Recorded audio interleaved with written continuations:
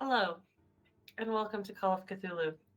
I am Becca, the keeper of the arcane lore, also known as the game master for this game.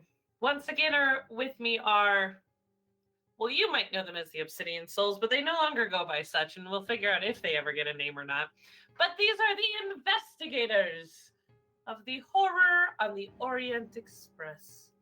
Last week, if you joined us, everybody made characters.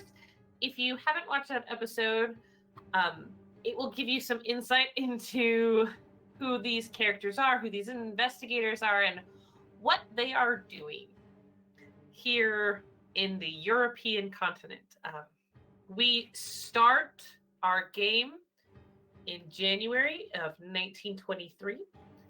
The players are in London, which they have all come for various reasons. I will have everyone introduce their characters, and when you guys do that, we will also go over how you know one prestigious Professor Smith. He is the catalyst to get this adventure going, and so we're going to do that. This is Iconic Production channel. We will be playing Call of Cthulhu regularly on Monday nights. I was going to say every Monday night, but that's not always true. But regularly on Monday nights. And as long as these investigators last, the party shall move forward. So, I will start. Let's see. We're going to start with Charlie Johnson, also known as Rachel. So, Rachel, introduce us to Charlie, please. So I'm Charlie Johnson. I am a young race car driver, and I know Professor Smith because he sponsored me in my last race. He did indeed, and he invited you here to London because he thought you would really enjoy a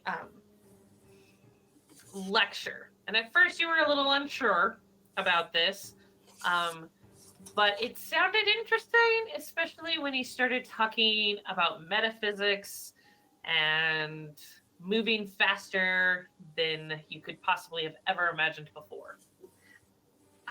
Yeah, all right. Paul. I am Mason Watts, a 28-year-old boxer, and I happen to be in London for a boxing tournament, I guess. And I know Professor Smith because he has sponsored me for several of my matches. So that's how I know him. And I assume I'm also going to this lecture. Yes. He had invited you over to his house right after you won your latest match. Oh yeah, that's why I got all the money. Right. Mason's got money to burn, guys. Hit him up. And yeah, he invited you over to his home, and he was showing you various sculptures that he had uncovered. And as you found them interesting, they might not be your exact cup of tea. He also invited you to his lecture. Then 2 nights from then, January 3rd. It's a Wednesday night for all who care. You're free. You think it'll be interesting. He did tell you it is formal. I will not come in boxing mitts then. So no, leave your boxing mitts at home, good man. Actually, this is an odd question. Were there actually boxing mitts in the 1920s, or was it just like tape? It's quite possibly just like barehanded. Cool. I think that's probably true. I'm gonna look that one up. I think there were. I mean, either way, I'm pretty real sure man that just boxes bare knuckle. I'm pretty sure on that one show What about this? the Irish mob with Cillian Murphy. I'm pretty sure they showed boxing, and I think they had. Well, they have gloves. Yeah. Okay. Oh, I Great. can't remember the show.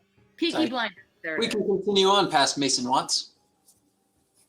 All right. Then we Tell come us to more about Lee. Mason. What? Lee. So Chris? Sorry. I was kind of jumping into it. So my character is Ricky DeVito. They call him the Baba. I'm still bouncing around on accents. I'm sorry. So that's going to be terrible. But I'm going to do my best terrible gangster accent. So Ricky and his people have affiliations with the Oriental Club that Professor Smith is involved with, and might have a few things to try to sort out with Professor Smith, but we'll see about doing that in a tactful manner. Oh, yes. He also invites you to his Challenger lecture. Me? Yes. Please introduce yourself, Lee. Okay. My character is Nellie Newton. She also has an accent. She knows Professor Smith because she, like Professor Smith, they're both like-minded academics. However, since he is older, actually, she attended one of his lectures and has read a few of his publications and just couldn't stay away from asking far too many questions that eventually led into a wonderful friendship. And he did eventually agree also to do a small seminar and speech in one of her classes at Cambridge. And yes, they're just wonderful colleagues who get along quite well. And luckily, since he is so outlandish, he doesn't much care that she is a woman. Because, there's that issue. I love it. Yes. Thank you. Oh, go shave someone's face. Oh, this is going to go well, guys. I might shake someone's face later. We'll see what happens. She Oh, I'm gonna shake someone's face with my fist. Like I said, this is going to go well. I hope you guys are all in and ready for this because it's going to be amazing. And yes, Dr. Nelly, you were already attending the Challenger lecture. Yes. So for those of you who do not know, the Challenger lecture is held roughly once a year, and it's a formal affair hosted by various trustees who select speakers of clear voice, sound mind, and impeccable credentials. The trustees nominate people to speak at this lecture under the criterion amaze me. And so there's no set requirements of whether it's science in anthropology or science in geology or science in physics or like whatever it is one of those where they just want to be entertained by the new discoveries of the world. So in this case, it will be a formal dinner occurring on Wednesday, January 3rd, 1923, in the Imperial Institute in Kensington. You all know Professor Smith. He is droll, entertaining, and precise. And he is often with his faithful and devoted butler, Beddoes. So, regardless of what you ask Smith, he refuses to disclose his topic for tonight. And you all find yourselves standing, or I should say seated at dinner, all next to each other, in very close proximity. You have had to get dolled up,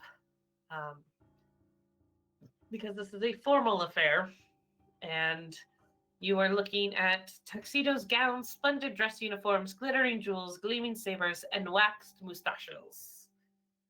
So, as you are sitting here enjoying your meal, you will meet each other and find out that you are all staying,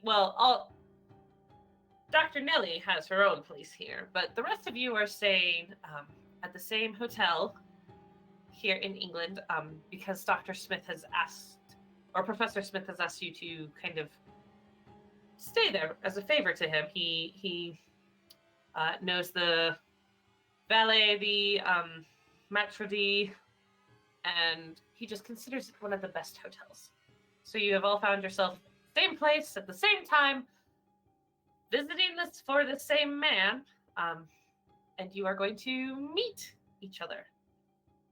As just out of curiosity, Lee, this is a yes or a no. This isn't a verbal. Is that how Dr. Nelly eats her food?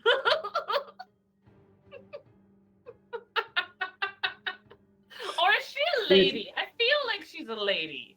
I want to take this as a yes, though, because... No. Dr. Nelly is a lady. So you were all sitting Is she a there. real lady if she wears pants? I don't know, but if you get stabbed with a fork, it's not my fault.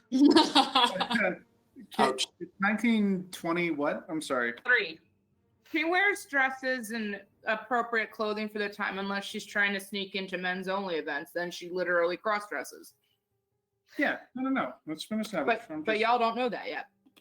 Yep. Yes. So, who is going to be the, polite person and introduce themselves first to the group? And please give a quick physical description of your character. We've all been introduced to each other already? Yes. You've been introduced, and the professor then left you to your own devices. I mean, Yes, I feel Chris? like Super duper quick. Can you tell me the date again? Because we started talking about January 1923. January 3rd, 1923. King George V. Right. God save the king. Okay, and I started looking up presidents, and there was a change in presidency that year. So Anyway, I think Nellie would probably introduce herself as Dr. Newton. However, my friends call me Nellie, and my mother unfortunately still calls me Eleanor. She is a mousy sort. She's cute, but not like, hey, gorgeous. Like, she's no, Marilyn Monroe. She has glasses. And she dresses in I have to look this up, but she dresses in time appropriate professory clothing. So yeah. At this event, did she take care to procure an actual dress, or is she going as a professor? She went as a professor. Cool. Because, professoring is important to her. So she'll have introduced herself as she did.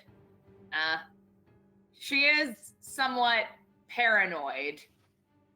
So she's an anxious person who often is prone to saying embarrassing things.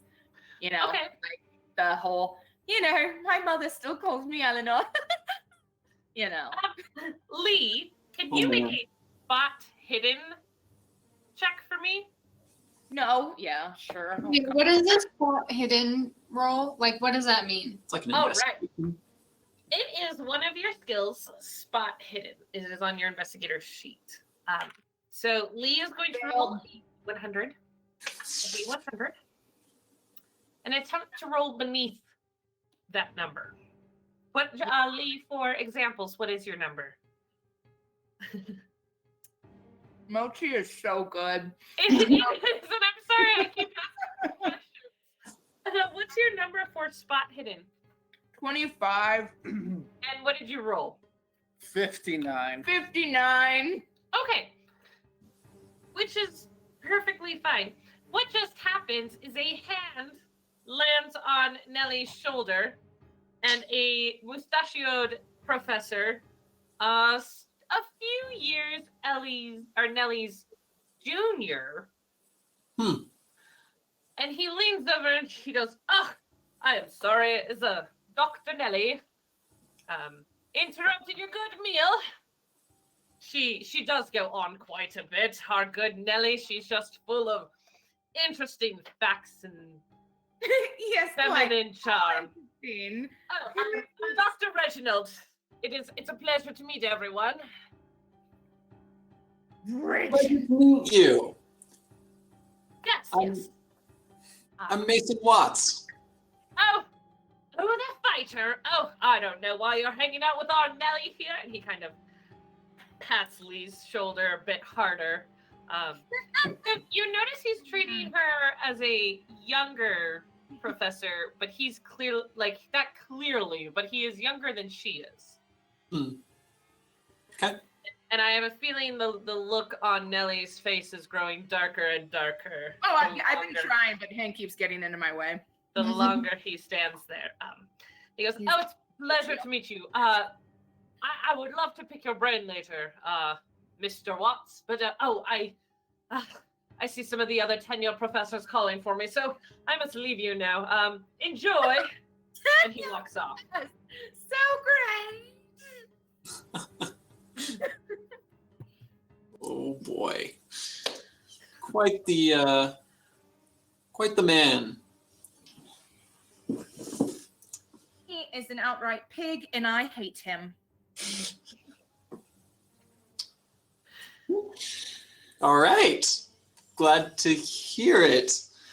Oh, I could tell you so many stories. You know, he actually stole my entire hypothesis regarding Sue. Regarding what? Lucy! Regarding Lucy! Oh. It was a dinosaur. I was just trying to see what you knew. Come on, little canine creature. Why don't you step to the side there, eh? Yes, be a good chap, you. Paul, what does Mason look like? So I'm a little bit bulkier of a person. I do have a nice handlebar mustache, which I have groomed very nicely this evening. I don't want to say I'm short, but I'm probably like Hank, pull it out. 5'9"-ish, maybe 5'8". Black hair, short black hair, and I don't know. That's the gist. Cool. So that is me. Awesome.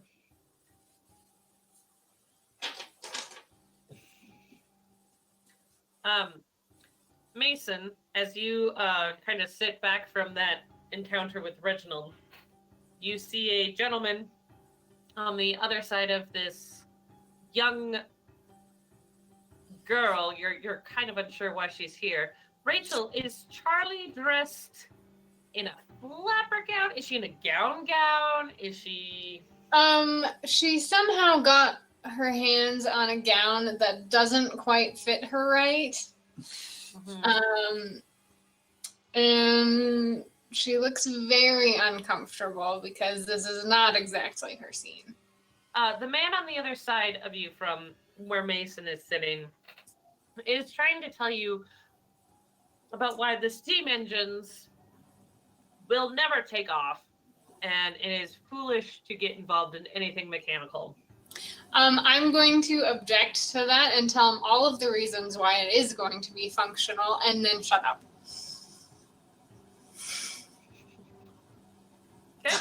Okay. Quite the talkative women for the 20s.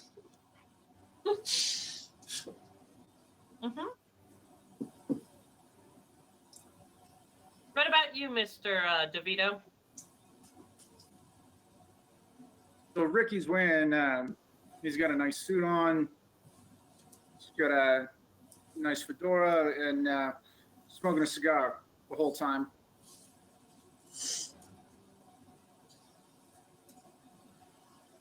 So, I mean, he's got darker hair and his face, I mean, you wouldn't really call him handsome necessarily, but he's not ugly.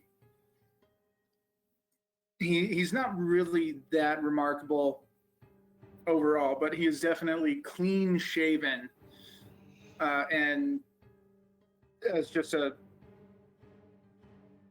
Excuse me, I'm like burping a lot all of a sudden now that it's my turn to talk about something. He has root beer. Got the root beer hiccups. But he keeps himself clean shaven because part of the reason that, at that point in time, he could take a straight razor with him anywhere. It's part of a shaving kit. Oh, yeah. So he just stays clean shaven the entire time. Nice. And then Rachel, I feel like we kind of jumped, but Charlie, she's smaller. She's in a gown that doesn't fit. What other features can we pick out to describe her? Shorter blonde hair. She's got the ringlets going on, like as women do. Yeah, other than that, just petite in general. Awesome. So, between the four of you, is dinner awkward, or do you guys find yourself having easy conversations? I would probably say that I can talk to Chris fairly well, but the other two not so well. Oh yeah, why is that? I like to fight people, and he looks like he can fight someone. Tell you, unfortunately, Nellie is a bit of a cancelled stamp, as the slang were. So she's somewhat of a wallflower, not so good in engaging. If you don't think I'm going to be using this ridiculous slang, you're out of your minds. Or I should say, don't blow your wig. Whatever Oh you boy. You rat. Oh, turn that work phone off. All right. So there's some conversation to be had, but for the most part, this small square section seems somewhat quiet. However, when you are all invited to come into the lecture hall where Professor Julius Smith is giving his lecture, you guys all kind of stick together. Whether that's just creature comforts, being the fact that some of you guys only know each other here. And for one of you, you are clearly not welcomed over at the male professors section. So you guys kind of all sit together and you sit down and you start to listen. And Smith goes into his lecture and he is droll and entertaining. He recounts the clever deceits and his much more clever exposures of charlatans and pretenders. Laughter is general and ongoing. And then he continues. There proved to be, however, and here his voice turns serious, categories of repetitious phenomenon occurring, offering no simple elucidation, refer to the poltergeist, to the traveler who finds himself dozens or thousands of miles and years from where he stood moments before, and to the haunting. My presentation tonight concerns the last. I say haunting and not ghost or spirit, because alone of such a phenomenon, hunters can be buildings, lanterns, coaches, fours, swords, and so on, as well as men, women, dogs, bears, processions, even armies. Worldwide, the store of casual anecdote concerning hunters is enormous. And I say phenomena because the haunters are not linked with specific observers, and the haunting presumably occurs with or without human witnesses, as we shall see. Thus, perception of such an event is secondary to the event itself. The essential characteristics of haunters are simples. The person or thing must have existed, must have disappeared, and then must reappear, once or many times. The location of the phenomenon may stay the same or may change. That which reappears may be partial or insubstantial, or be as solid and real seeming as any member of tonight's illustrious gatherings. No conditions are needed. Dr. Smith then projects slides of 3 hauntings and details. A Breton fishing boat, a Norwegian woman, and a London hansom cab. Each incident was studied and photographed simultaneously from at least 3 positions, allowing for accurate scaling of the apparitions. And the good doctor is able to demonstrate several characteristics shared by the 3. They are: the 3 apparitions do not coalesce from points, as many tales describe, but slowly emerge whole from invisible planes, as if passing through what Smith terms the curtains of perception. Each is semi-transparent. Each apparition glows appreciably. The rate at which these 3 apparitions manifested motion was in comparison to normal movement slowed by a consistent half. So Smith points out the ripple passing across the sail of the fishing boat. The staircase descent of the Norwegian women seems less unusual when speeded up. The horse drawing the handsome cat switches her tail casually as if discouraging flies rather than making seemingly malevolent and mysterious gestures. Historically, each of these 3 apparitions was held to have disappeared, not to have been killed or destroyed, and comparatively, instances of touchable solid apparitions rarely occur. Such apparitions cannot be uniformly preserved. The south of England, he notes, has been settled by man for many thousands of years. And therefore, that is where a majority of these apparitions seem to appear. So Smith concludes that in the past 30 years, science has begun to learn about what cannot be seen or normally sensed, and that this behavior on the atomic level is impossible in the greater world.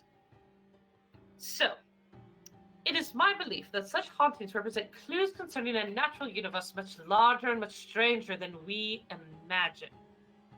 The walls of what we perceive as normality have a subtle flexibility.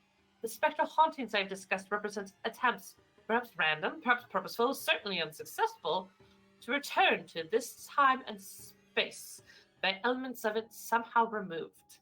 If we are energetic and not less lucky in our observations, students of paraphysicality may one day be able to move up and down time, or to travel globally with minor effort, or to perceive that which at present lies completely beyond our senses.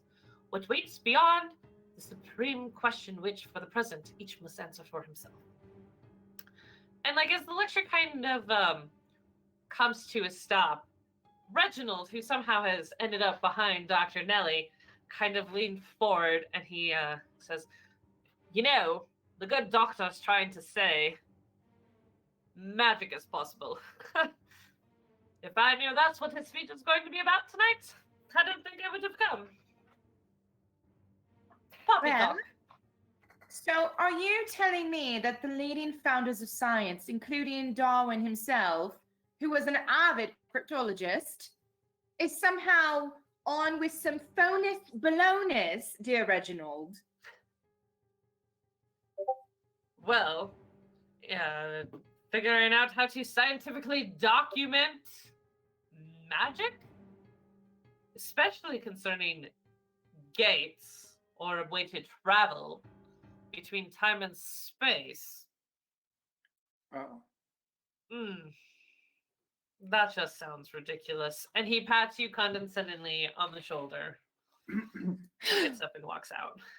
Think happy thoughts, Nellie. Think happy thoughts. Everything is Jake. Wow, I'm gonna make a bingo sheet for your crap. Ricky is not listening at all at this point. I made a joke in the chat about it, but I'm just going to point out that Ricky is just not listening.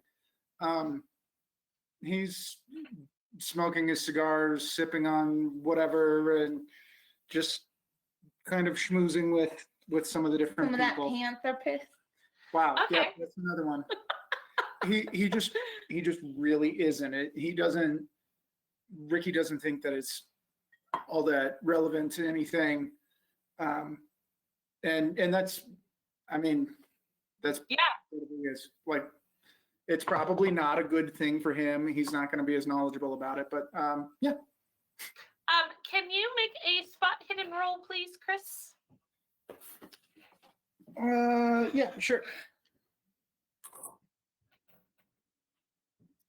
Suddenly, I'm struggling to find my 100. Okay. Well, geez, it's up to you to know your onions.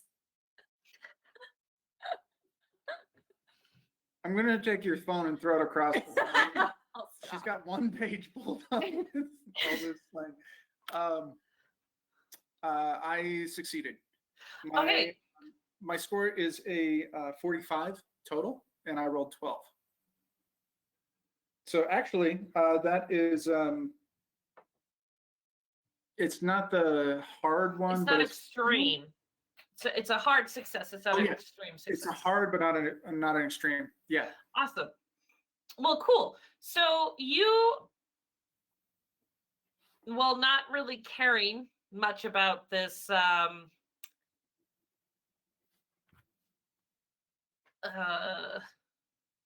elite academic chit chat, you do notice that there is a man who seems to be watching Professor Smith in particular.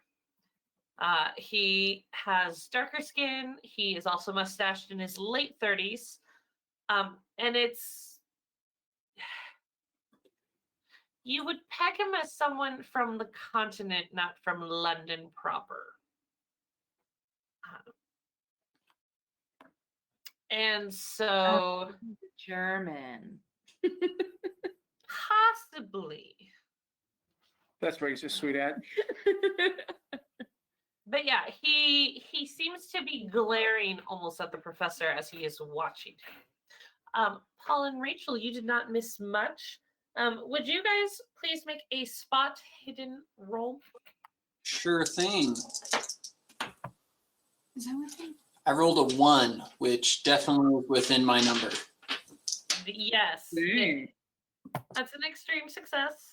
Use up your luck now. Or keep the luck rolling. So that's under, right? Yes. Yes. I got an Okay. 8, which is a success, I think. It's a success, not an extreme success for her. Awesome.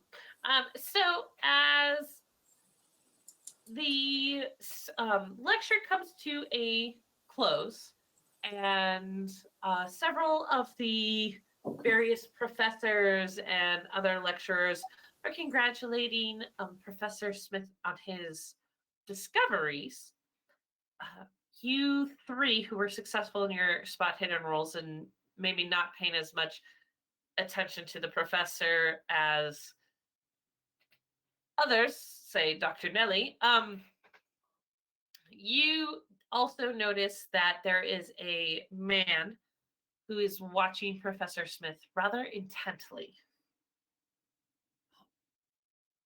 Interesting. Does he look like he wants to fight? With your one, I would say he doesn't look like he wants to fight. It almost looks like he's calculating.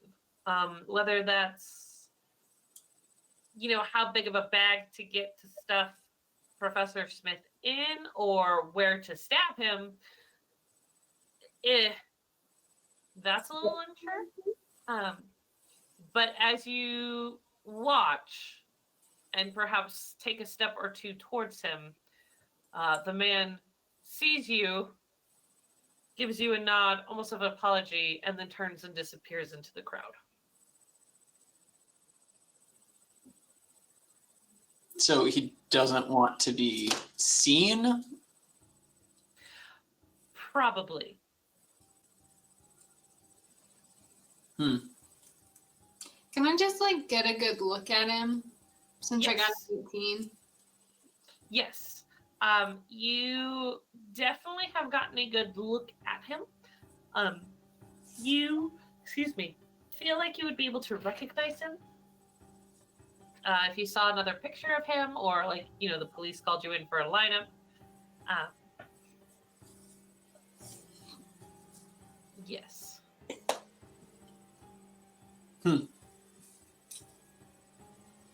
Okay. I want to chase him, but I feel like that's a bad idea.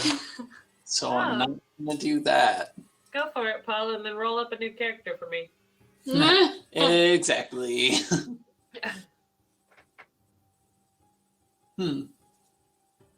So is the lecture over now then? Yes, it is, and people are simply mingling. What Can would you guys like to do? Yes. can we go up to the professor and like ask him about said dude? Oh yeah. Okay, I'm gonna do that. I'd go with her because Ollie. Oh, and Mason. Oh, these two are some of the finest sportsmen and women that you could possibly find over in the Americas. They are just spectacular. There's a reason I sponsor them. They're my favorites. Oh, please. How did you enjoy the lecture? Please. it's a very interesting take on the natural world. Oh, yes, but there's another one just outside and it's slowly breaking in. I find it absolutely terrifying if I think about it too late at night. I'm sure I would find that quite terrifying in the middle of the night. However, I am curious about this man we just saw. A man for our dear Charlie here. You found one already? And Not that's all quite. at Charlie. Give us a minute. Shoo, goes over his head. I guess I'll kind of I guess did this guy seem like really suspicious or weird to me? With your one, yeah. Okay, cool. So I would bring that up to him and be like, "Hey, so I saw this guy. This is what he looked like. Anything going on there?" I don't know what could possibly be going on. Any time you make some sort of scientific breakthrough, you always have enemies. All right. Well, just keep an eye out. Wouldn't want anything to happen to you. I'm always here to fight for you, but That you are, buddy boy. not when I'm back home. Yes, well, I believe you still have a few days of vacation here. You've been here before, Mason. I believe this is Charlie's first time. Perhaps you could, take her on a little bit of sightseeing. I'm sure the missus would be fine with it. I'll drive. Charlie. Allow me. There's cabs. You don't have to drive. Dang it. Hey, Sounds Charlie, good. remember that they drive on the wrong side of the road here. As a fellow sponsoree, I would love to take her around town. Excellent. There you go. I guess I'll lead her somewhere. All right. Tonight, that's forward. I didn't know if it was nighttime or daytime. I just assumed since it was a lecture, it was probably in the middle of the day. But It's nighttime. This is like the fancy lectures. You just Uh, have like a really nice dinner. yeah, definitely not gonna go take her out on the town then.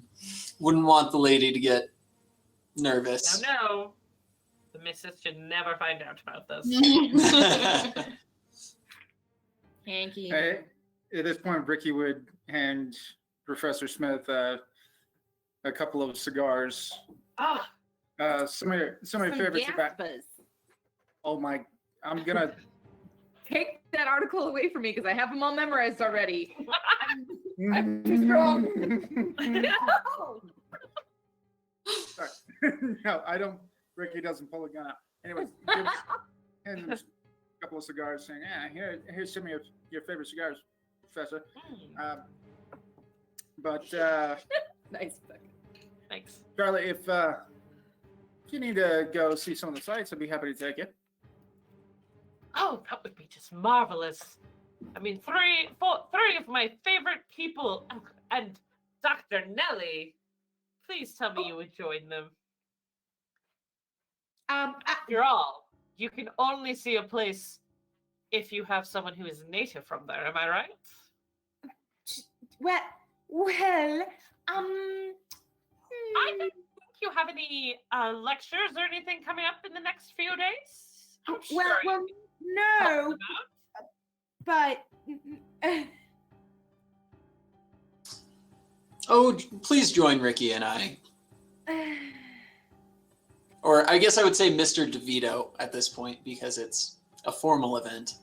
No, Mr. DeVito. Yeah, now you can call me Ricky. But I mean, even though I might not be native to here, I know a few people. You'd be surprised what a little bit of coin will get you. Well, Did you make notes about? I did. You I made have a notes whole. about I have a whole thing. Good girl. nerd. All right.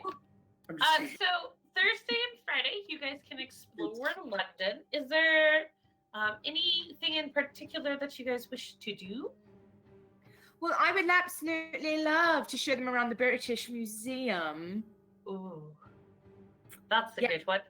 Then we could actually go and see Lucy, and I could actually tell them all about what I researched regarding her her thumb. Actually, it's marvelous, entertaining, and so scandalous. Very We scary. gotta make a delivery about them. What time did you say we were going? Why? What time do you need to be gone? No, that's what I was asking. I was asking when that is. I think I got to do something at about that time. As some fun side notes, as you guys are at the British Museum, you do find the Maudsley collection, which is an exhibition that just opened up on the 1st of January. And it's got ancient stone sculptures from the early Maya tribes of southern Mexico and Central America. I would be interested in it. It is fascinating. You see just a lot of photographs of these lonely ruins, temples and pyramids. Lee, could Professor Nelly perhaps roll an archaeology for me? Oh, she can most certainly try. Whether she wins or not remains to be seen. Hopefully, she does just fine, considering. Oh no, I'm losing everything. Okay, here we go. What is? Oh God, she's gonna lose. Okay. Okay, so she needed a 20 and she got a 77. Okay. Why am I so bad? I don't know. I thought you put points into it. I put 65 points into anthropology, Oh, archaeology. Okay, no, go ahead and roll anthropology. Okay.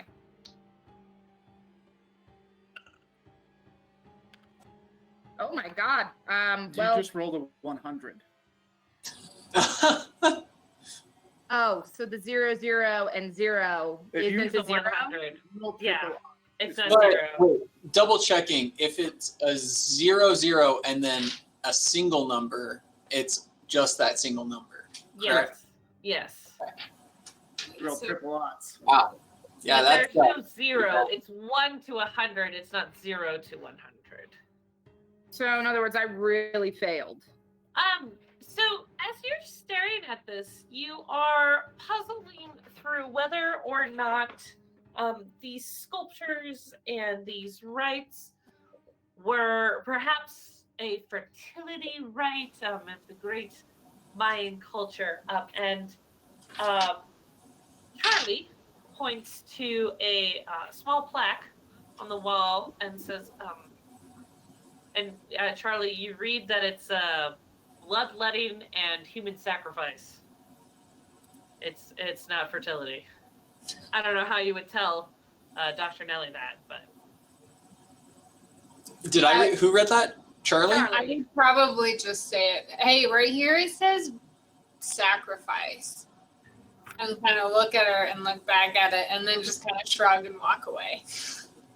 She'll respond and be like, well, actually, bloodletting and fertility go hand in hand, considering, the female cycle, but that's for another time.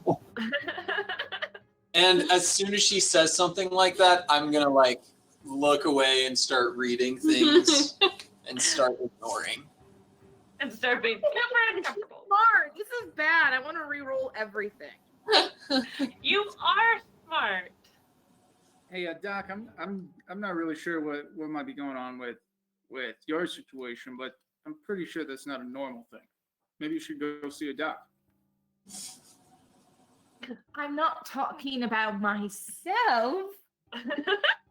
I thought I wasn't listening. Sorry. No, you didn't you? What? That's a tomato over there. Why don't you go talk to her? Sorry, but I feel like we're all just like a bunch of misfits, and this is kind of a disaster, and I really have fun with it. Okay, I'm glad you guys are having fun. That's the important thing. Do I read anything interesting while I'm away? Yeah, you read about some, because you're still in this Mayan culture, and you read about the different deities, some of their different beliefs, and see pictures, recreations of some of these sacrifices, and it seems like there's also a game that's being played. I would Not be boxing. willing. Well, though boxing is my specialty, I will go check out a good game. All right. I guess I'll invite others. I'll be like, hey, would anyone be interested in this game? So on Friday, you guys go and see a cricket game. It's fascinating. Sweet. Anything else you guys would like to do on Thursday and Friday? I bet I would have to run some sort of an errand to a boxing area. Jim. Well, yeah, but yeah. Anyway. So what just happened to Paul? Paul legitimately just rolled a 100 IRL. For real. Yeah, anyway, it doesn't matter. So I would have to run an errand and stop by there, and I would invite others to just come check it out and see where I work. Cool. So you guys go and check out this boxing ring. Maybe you're impressed. Maybe you're not. I don't know. Dr. That's- Nelly is appalled, and she waits outside. I'm gonna be mildly interested and kind of play around in the ring a little bit. You see, And they you all. go off to the sorry, what side, was that? talking to somebody and giving him some money, and then laughing and walking away. I would likely tell Charlie to please stay out of the ring. Guys, I'm gonna struggle with this so much. I know you are, and good luck. Thanks. That's all I got to tell you. All right. So Saturday morning comes around, and on the very front page is an article that I've just shared to our Google document. It is about the story of the 3 deaths of Mehmet Makret. And Scrooge out McDuck. of curiosity, how many of you are going to be reading The Times, and how many of you are going to be reading The Scoop? I'm locked out of Google Docs, so I'm gonna look over your shoulder. User authentication failure. I'm sorry. The Times and the help me Or understand what The you Scoop? Wait, the 3 bodies in one night? Yeah. I will be reading 3 Bodies in a Hotel. Right. Amanda is 3 times in one night. If you read it from the Times, it's rather discreet. If you read it from the Scoop, it's rather vulgar and quite graphic in the descriptions of the deaths. There are pictures accompanying not of the deaths, but of the men's passports. And Paul and Rachel, especially with your excellent successes, you recognize these passport pictures as the man who was watching Professor Smith. As the culprit or as the... As the dead guy. Okay. He Wait, died so when 3 did this times. happen? Sorry, say that again? When did this happen?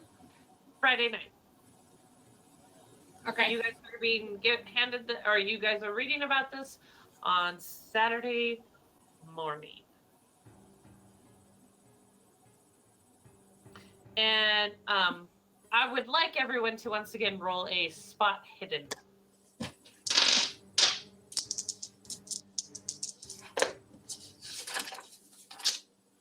For those of you who are watching, this is the beginning adventure for the Horror on the Orient Express, and I really liked how, they're really starting with just spot hidden, our perception investigation rolls, to get comfortable with that mechanic.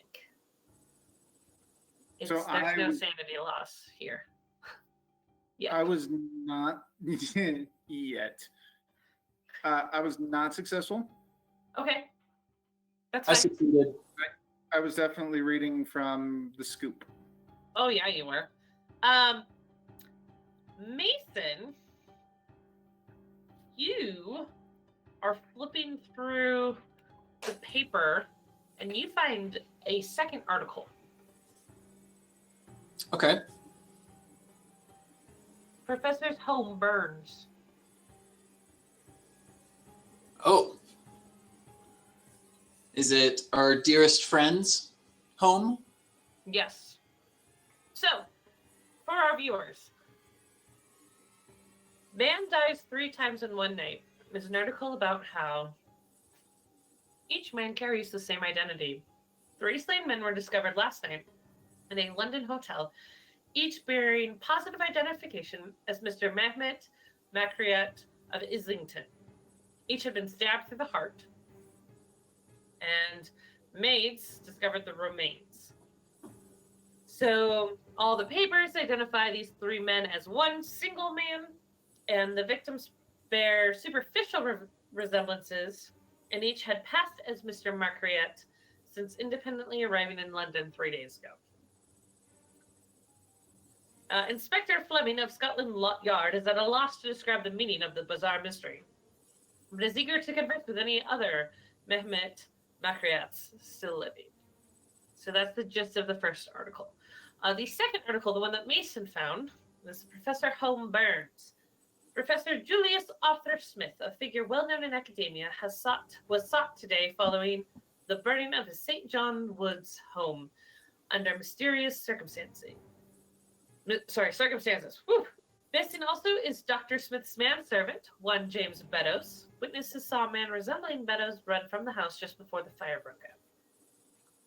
Please contact Detective Sergeant Rigby at Scotland Yard's arson division.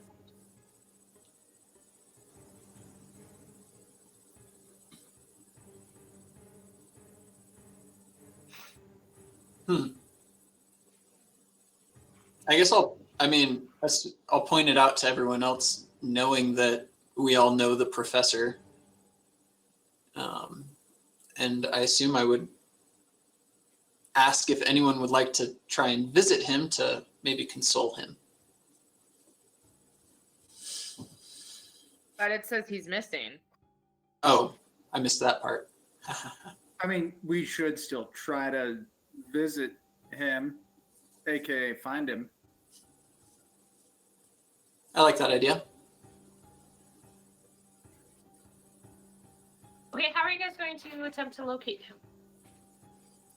Maybe we should go to the house first.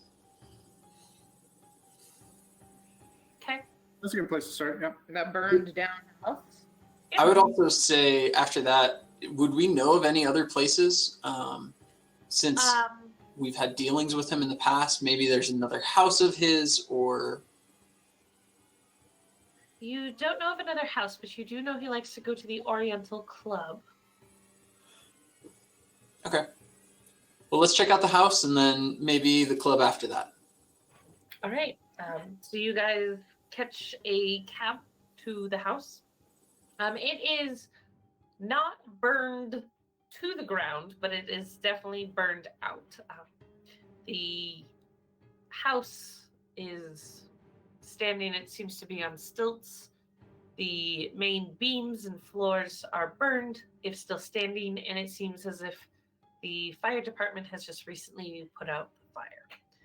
There doesn't seem to be anyone there. There's a lot of gawkers and bystanders. And there is a a policeman who seems to be taking notes and eyewitness accounts off to the side.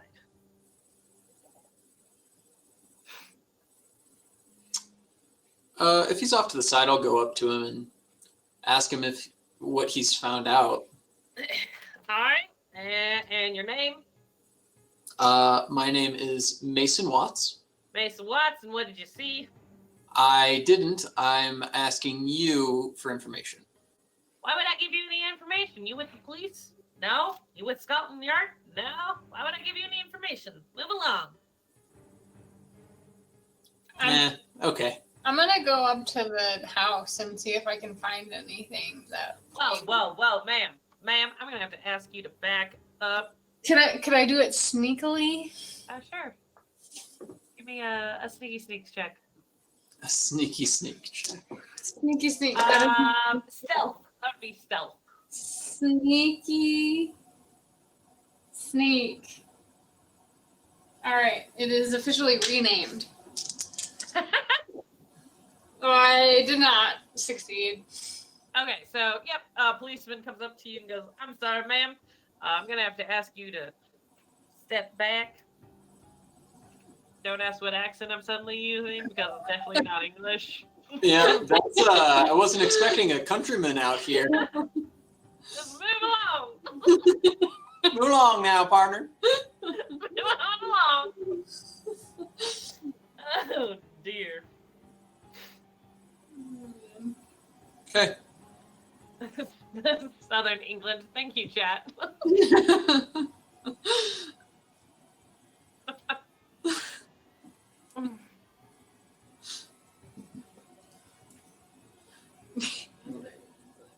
Anything else you guys want to try? Can we walk around the premise? Yes, you can. There are police and fire department everywhere, like all around it. But well, why don't you give me a spot hidden roll? Can I do that? Sure. Why, yes, sirree. You're from Tennessee. I succeeded. I did not. I didn't either. Okay. Paul, you do, as you were walking, you do see a button on the ground, and it does seem you've been to Professor Smith's house before, and you recall his manservant in a full, uniform of Right. the time, and this could possibly be a button from his uniform. Okay. I will pick that up and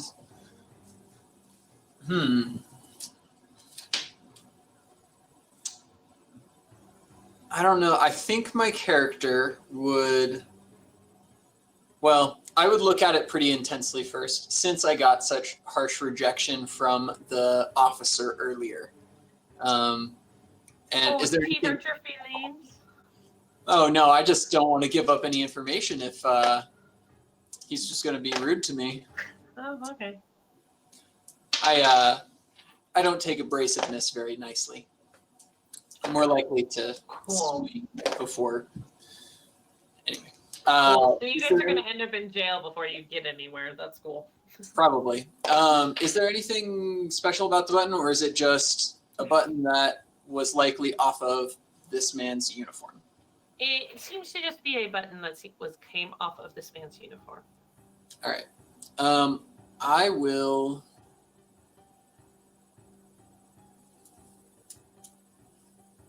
Ooh, man. Is the police officer going to get mad that I touched it? This is the 1920s. Fingerprinting is still a. I know about fingerprinting, but is he going to be like, oh, did you just like try and sneak this? Anyways, I'm just going to go over to him and be like, hey, I found this on the ground. It happens to be the button of whatever the butler's name is. Beddoes.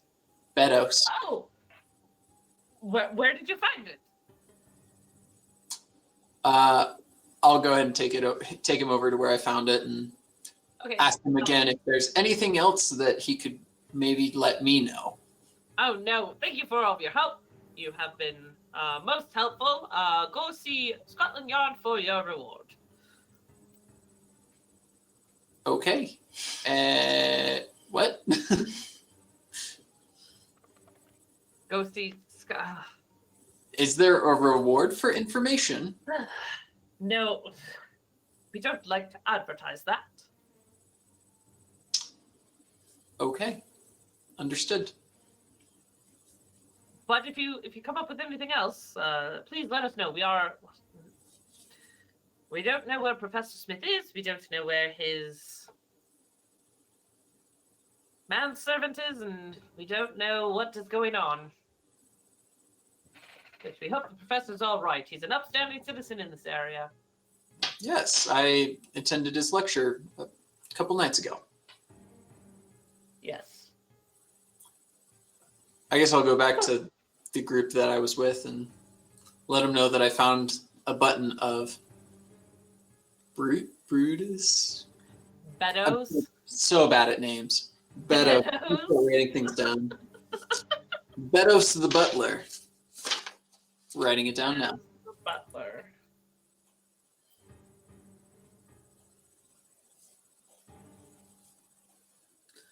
I'll let him know that I found a button. Despite it not helping us, at least we know he was here. It's his house. Is Beddoes but a servant? No, he's a butler. Hmm. Come on to you.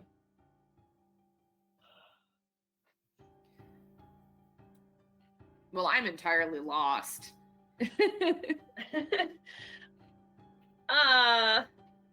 Well, Dr. Nelly, as you are standing there, a cabbie pulls up to you and hails you and goes, "Hi, are you Dr. Newton? Yes, why? I have a note for you." And he hands you a envelope with a wax seal. Do I recognize the seal? Yes, you do. It definitely would have come from one of the rings worn by Professor Smith. Okay. She'll open it. Okay. Inside is Professor Smith's calling card. On the front of the calling card is an address in Cheapside. And on the back is a short message that says, "Come at once. I have it long. For God's sake, let no one follow you. J.A. Smith." And who did that to her? A cabbie. Well, it says let no one follow me. So You are aware that Smith sees the four of you as a group. okay. Like, because he kind of sat you all together. He encouraged you all to go out and enjoy London together. Yes, he put Dr. Nellie Newton, an academic, with a bunch of rapscallions. Yes. Pretty much. And it was delightful. Anyway, she's gonna, I guess, kind of rummage through the burned towels to find. Ma'am, you're not allowed in there. Oh, but I have friends who are in there. Oh, those three, and you see they are on the backside of the property. Yeah. Okay. Yeah, those three. Oh, God, you can You can't go in the house. It's not safe. But okay, so I can go around. Yes. I can escort you, ma'am. I'm not a delicate flower. I can just go around. I see that, ma'am. But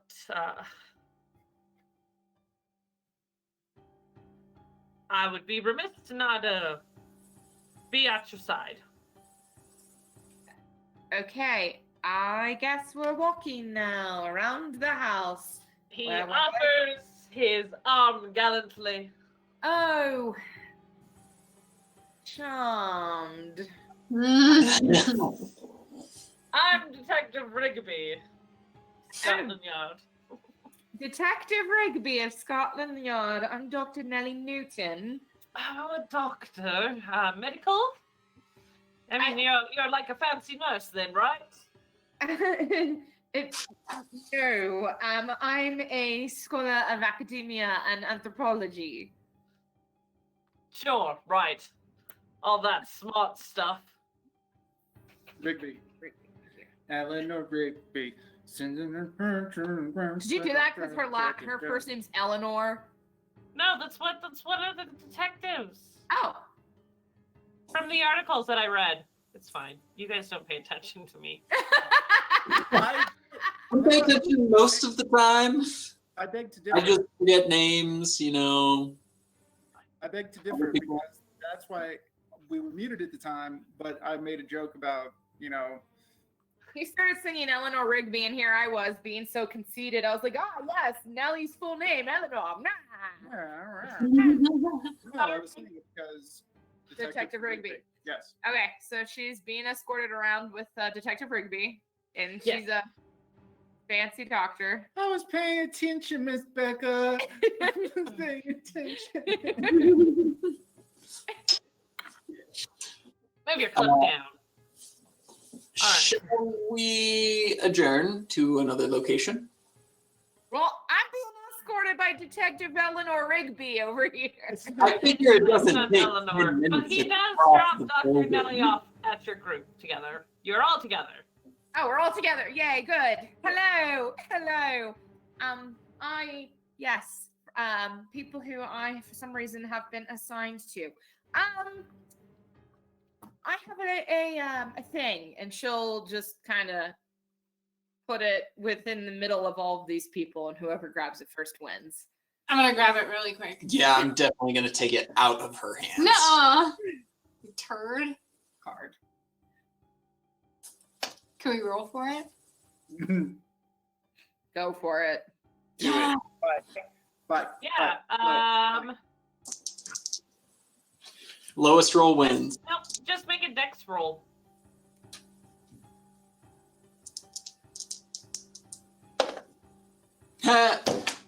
She rolled a 100. I rolled a 22. All right. That's Yes, you have the card. I'll go ahead and read it to myself and then pass it along to Ricky. I want to steal it first because this is ridiculous. no, I'm gonna try and hold it up, like keep it away from her. I hate everything. I do love you. Nah. So that's a hard success. Okay. You keep it away from poor Charlie. Nellie is just astounded at the maturity level that these two gentlemen possess. You mean that? Then I'll No, I am taking care of the ladies. Excuse me? Anyway, I'm sorry. Okay, who's reading the dang calling card? We all read it. I didn't get to read it. Thank you very much. I handed it to you. Ricky the Baba hands it to you. I'm gonna go like this and be really mad and then read it out loud. I will tell her not to read out loud as she starts to read out loud. Okay, not like out loud, but to the group. I think we've all read it, so Yeah, we all read it. I'm still gonna read it out loud because you She could be really proud. This is the 1920s, and she's a race car driver. They might not know how to read. Wow, thanks. I'm just getting punch-ins from all directions. You really are. As I double check to see if reading is a skill. Oh, I hate yes. everything. No, it's not. You're fine. Language. Okay, the boxer can read better than me. Thank you very much, I have sir. a formal education. How do you know? You're a boxer. Well, I rolled for it earlier, like when we were set up, and it doesn't matter. Here, Charlie, take this. And Ricky hands her some brass knuckles. I'm writing that down.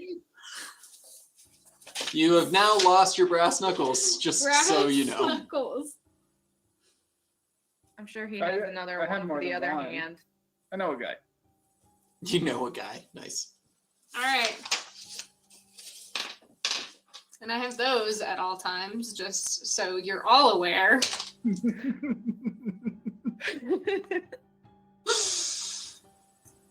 All right, can we go? Can we? I think it would be of the utmost importance, yes. If I we agree. exercise the utmost haste. Yeah, but before we, have we left the detective already? Yeah, he walked away. He was only escorting Dr. Nellie. He didn't really care what she had to say.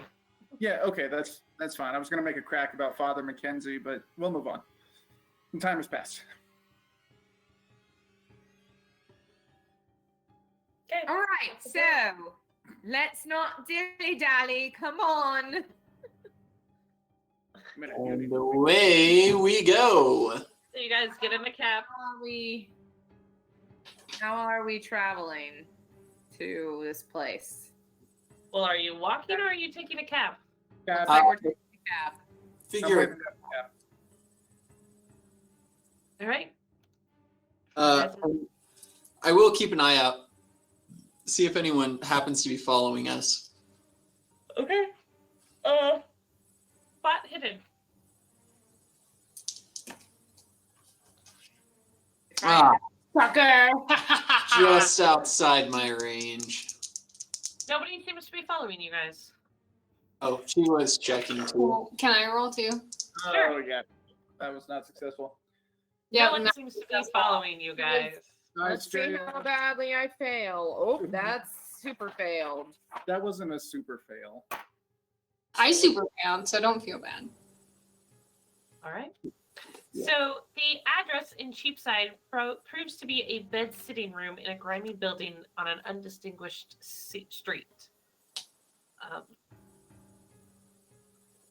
So you have your address. You arrive. The cabbie takes off. Dr. Nellie is going to look around and be like, I don't much rather recall this part of London. Can't say I've been to this area as well. Ricky, this looks like more of your thing. Can I just walk in? Do I know this area? Would I have some familiarity, or can I just say, yeah, I know this area? Sure, as long as you admit that it's the not a place you would expect Professor Smith to be. Fair enough. I guess I can say it for. Yeah, I've been here, but I didn't think Professor Smith would be here. I'm flying along. Okay, so I guess we're going in this place. Do we knock? Is this a knocking place? Knock, knock, knock. The door opens and you see Beddoes peering through the crack, and he sees you, and he pulls open the door and he goes, "Oh, thank goodness you got the professor's notes. Quick, come in. You notice his hands are bandaged and he seems super nervous. What happened to your hands? They got burned in the fire. Trying to put it out. I wasn't very successful, unfortunately. We can tell. House is quite gone. And everyone is looking for you guys. At least you, Beddoes. I want to understand, did you intentionally burn the professor's house down, or did he burn the house down? Oh, neither of us burnt the house down. Somebody was trying to set it down around us, and the professor was already in bed, asleep, and... Well, when I saw the fire, I tried to put it out. I was unsuccessful. I went and I woke him, but as you can see, he's already been very damaged with some intense burns. And yes, Professor Smith is sitting in a bed. His eyes are swollen shut, and like his sideburns and his mustache seem to have been burned away. His face is super scarred, red, and burned. A side table containing supplies for treatment of burns, including bottles and tubes to administer a salt and protein solution, and morphine are there. And as you guys enter into the room, the professor struggles to sit up to greet you. I will encourage him to continue laying down. Oh, thank you. Thank you, my dear man. Can't say I've ever been hurt that bad. Looks rough. Did you just encourage him, or did you actually go close to him and... I will have gone closer to him for sure. I won't have like pushed him down, but maybe sit next to him and encourage him to lay back. As you are close enough to see the burns and intense scarring of his face, I need you to make a sanity check. Anyone else who's going to get close enough to him to notice the intense burns of his face will also have to make an insanity check. I'm actually immune to that kind of thing. Lovely. I am not immune to that, and this is my first bad roll. I'm ready. This is your first bad roll? I guess there was one other bad roll, but it was only off by like 2. Nellie is not moving closer. Paul, you lose 3 sanity. Woof. I rolled really well for that one. Yes. Ricky lights up a cigarette and offers the professor one. That's slightly insensitive. What? Guy might want to smoke. He... Not now. I don't... I can't speak for long. Something I need to ask you. I think I know who did this to me. Been on the trail of an evil occult. They're trying to put together an artifact called the Sedefkar Simulacrum. It's a statue and a source of great magical power. You're gonna need to tell me that name again and I will get you all of this information in a nice handy note that Beddoes is taking. Beddoes is taking notes. Perfect. I like that. Okay. It was taken apart at the end of the 18th century, scattered across Europe. I had planned to retrieve them and destroy these pieces in order to stop these people. I had hoped that my lecture would attract some who would help me with this, those who were interested in the mystique and the magical. But I'm afraid it only attracted my enemies. Last night, Beddoes and I, the fire was set, and we were attacked by some Turkish madmen. I think I'm gonna smoke a pencil. Sorry. I think they were here to also find the simulacrum, but they are doing it for their own foul purposes. Beddoes saved me. Without him, I would have burned alive in that house. Unfortunately, all my notes were also destroyed. But those Turks cannot be allowed to recover the statue. Will you recover it before my assassins will?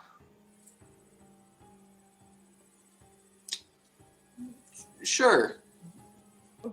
Well, this is all terribly sudden. I was expecting... Nellie, darling, sweet Nellie,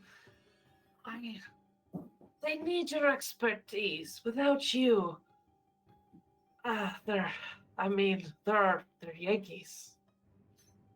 Yes.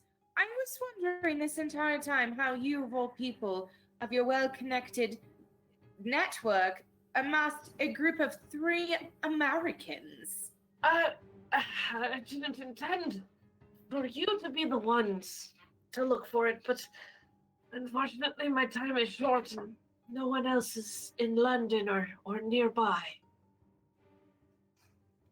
If I tell you what I remember, will you please search for this statue, this artifact, and destroy it? Well, Sure thing, Professor. He lights up another cigarette. Charlie, what is there any Mason. cultural significance to this artifact or something? It sounds wanted. What makes it so evil? That might be something you have to figure out. I just have stories. This is what I know. Charlie, Mason, dear friends. I understand this isn't something a sponsor should really ask of his people, but will you join Dr. Janelli and Mr. DeVito in searching for this artifact? Like I said, yes, I will. I mean, because you're a sponsor and you treat me well.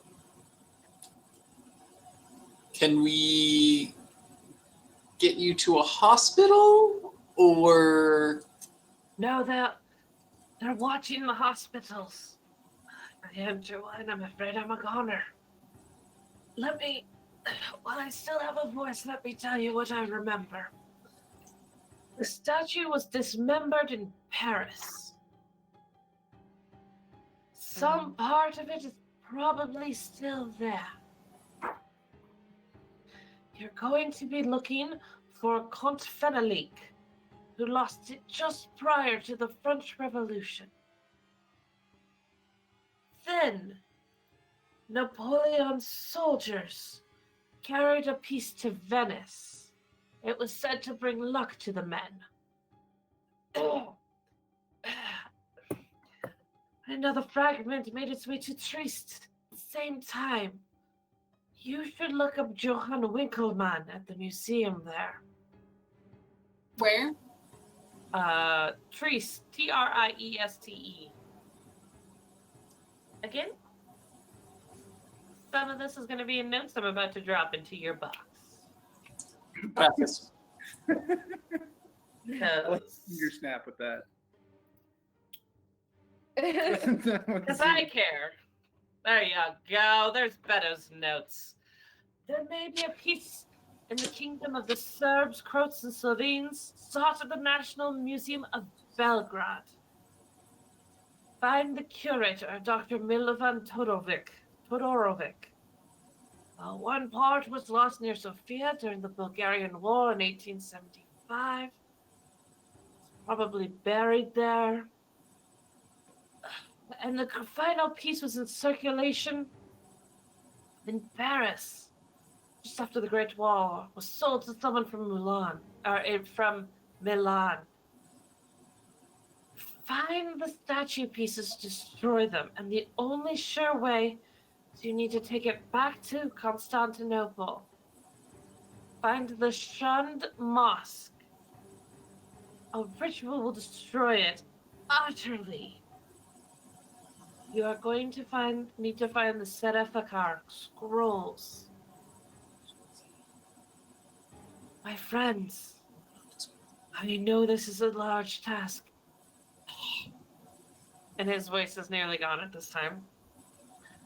Please, do this for me. Avenge me. Go and go quickly. Professor, God help you. What do we got to do to destroy this thing?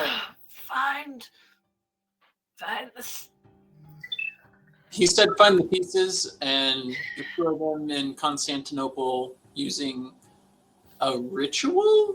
Are we unable to just, if it's a statue, why can't we just break the statue as we find the pieces? Beddoes hands Smithy a glass of water, and he turns and looks at you and says, I mean, if you can, try for all means, but if the statue remains immovable or undestroyable, the ritual might be the only way.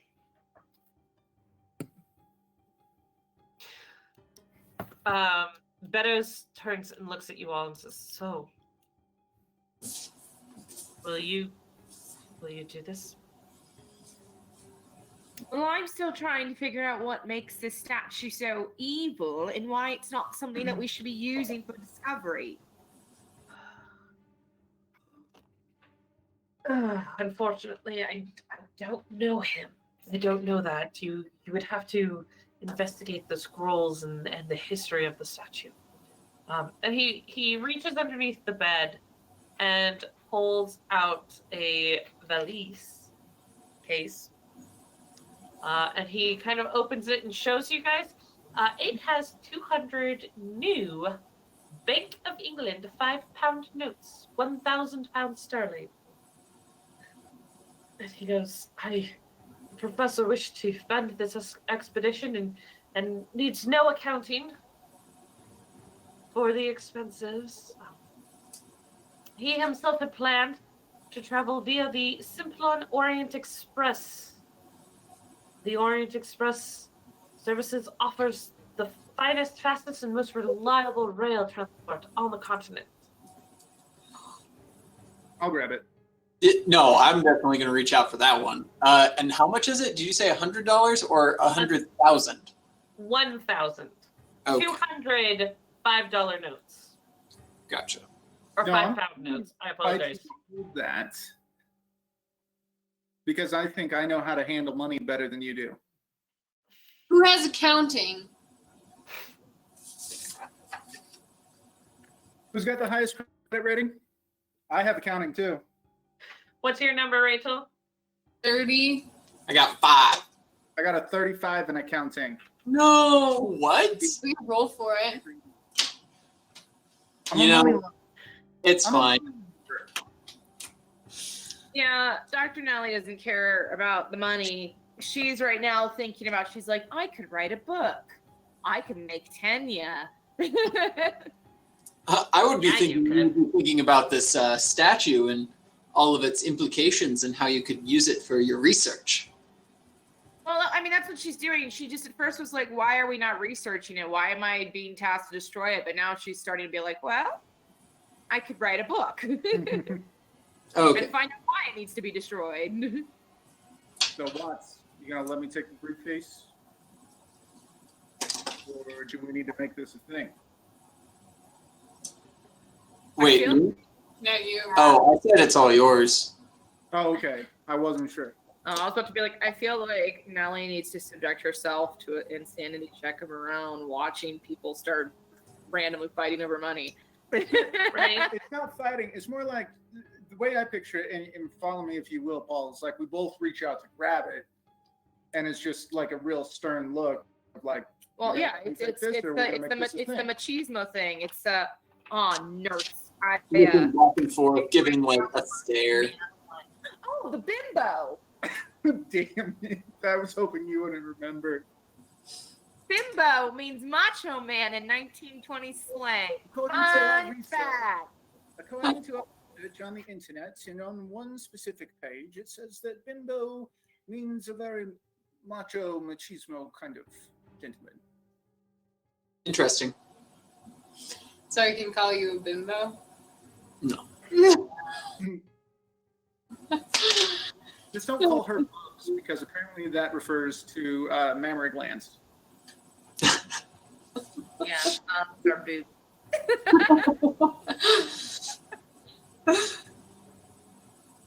All right. So That note. can we go to the Orient Express? Professor, is there anything we can do to help you since you are mangled up? He does not answer anything. And Beddoes looks concerned. He says, "Well, you may wish to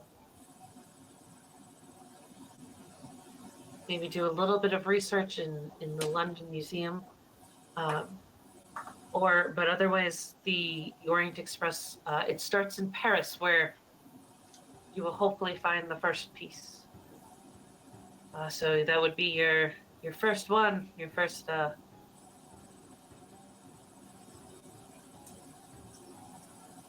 option."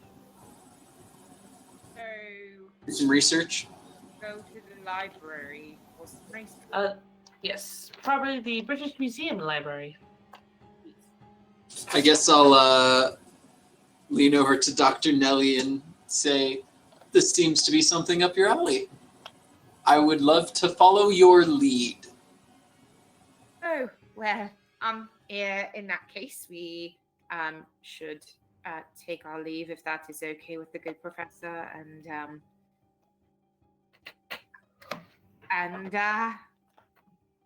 I have some books to read. Yes, you do. All right, this is where we are going to stop for tonight. The group has come together, the group has their mission, and the group will hopefully set out to uncover this mysterious statue, to find out what is happening and why was the professor so brutally attacked. So we'll start next week with you all heading to the British Museum Library, doing some research, and looking around for a few more clues before you head to Paris. Away! Ahead. All right. Don't begin with a handlebar mustache. J'ai du fromage. It's Paris. Paris. Anyway, fair friends. To all of our viewers, thank you for watching. To all the players, did you guys enjoy? Yeah. Oh, yeah. It's tons of fun. I hope the mystery is there. I hope you guys are intrigued and are looking to find out more about it. Viewers, thank you always for watching. Thank you for commenting. And yes, noting that library use is when sanity first begins to just slide down that hill. I already am going insane. Yes. Yes, you are. Way to look at something truly terrifying. Hey, I've been bloodied up before. I figured I'd be okay. I'd push it if I was allowed to. Anyway. Next time. We'll talk about pushing and stuff next time. But